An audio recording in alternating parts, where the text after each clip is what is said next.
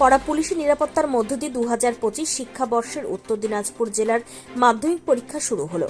নির্ধারিত সময়ের আগে থেকেই ছাত্রছাত্রীরা নিজ নিজ পরীক্ষা সেন্টারে আসা শুরু করে।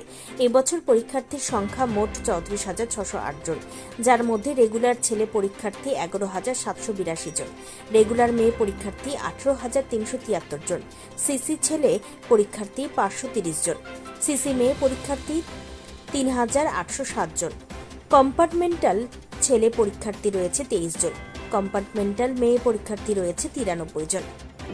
কি বলবো আর, যে ভালো করে পরীক্ষাটা যাতে আমরা দিতে পারি এটাই আমাদের কাছে কামনা। যেভাবে আমরা কমপ্লিট করছি আমাদের পড়া, যাতে সেই স্মরণশক্তি আমরা ঠিকমতো সেই পরীক্ষা হলে যাতে আসে, আমরা সেই স্মরণশক্তি অনুযায়ী দিতে পারি সেই পরীক্ষা।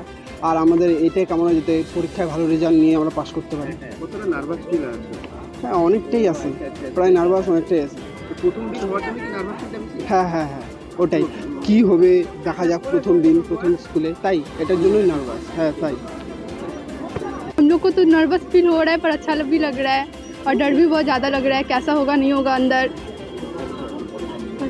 और फर्स्ट टाइम है हम लोग का एग्जाम, बड़ा बोर्ड का एग्जाम। हाँ। इस बारे में क्या बोलूँ? इस बार तो पहली बार ही हम लोग का है क्लास 10 का माध्यमिक एग्ज़ाम, और आगे अब देखते कल क्या होगा। आज तो नर्वस है, फिर कल से तो सब कुछ सही होगा।